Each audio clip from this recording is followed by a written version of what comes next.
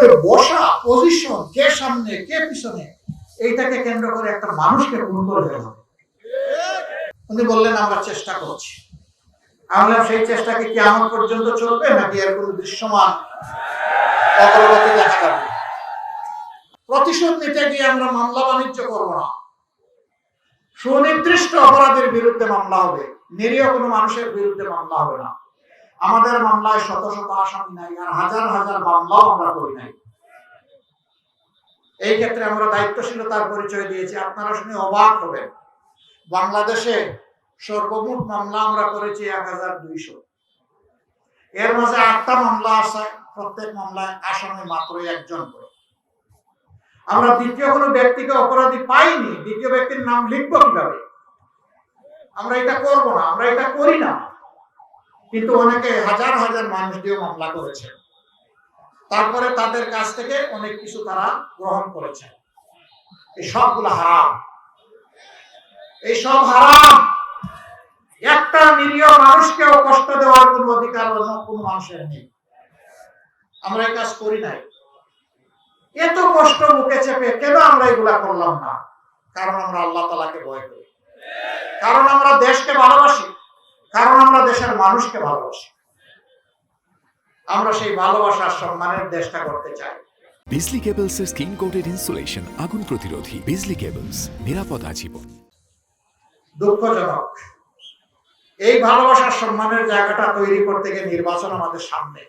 একদিনে 2টি নির্বাচন, গণভোট, সাধারণ নির্বাচন। আপনাদের পার্শ্ববর্তী শ্রীবর্দী উপজেলা, ঝিনাইগাতি উপজেলা, এই 2টা নিয়ে আপনাদের 3 নম্বর আসন। সেই আসনে প্রশাসনের পক্ষ থেকে একটা সভা আহ্বান করা হয়েছে। প্রার্থীরা দলীয়ভাবে স্থানীয় ইশতেহার সেখানে প্রকাশ করবে। কেন্দ্রীয় ইশতেহার তো করবো কেন্দ্রীয় সঙ্গে। এখানে বসা, পজিশন, কে সামনে কে পিছনে, এইটাকে কেন্দ্র করে একটা মানুষকে খুন করে দেওয়া হবে।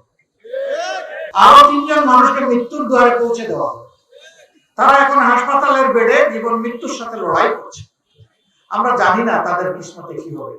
শুধু আল্লাহ তাআলার দরবারে দোয়া করে আল্লাহ যেন মেহেরবানি করে দয়া করে আমাদের মতো কাঙ্গালদের দোয়াকে কবুল করে তাদেরকে যেন সুস্থতার নিয়ামত ফিরিয়ে দেয়, তারা যেন সুস্থ জীবনে ফিরে আসে। আফসোস, 3টা দিন অতিবাহিত হয়ে গেল, এখন পর্যন্ত একজন আসামিকেও গ্রেফতার করা হলো না।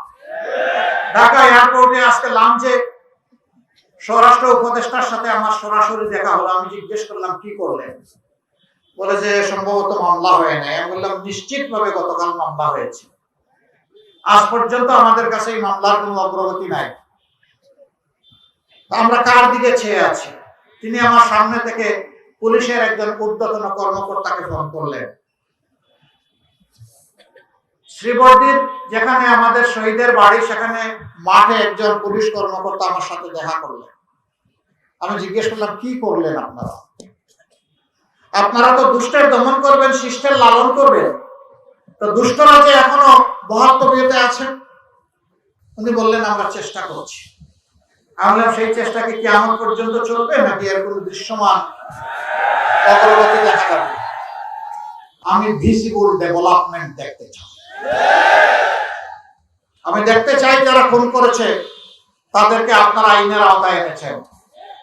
আমরা এটা উৎসাহিত করব না জনগণ আইন নিজের হাতে তুলে নাও। এটা কোনো সভ্য সমাজের পরিচয় হতে পারে না।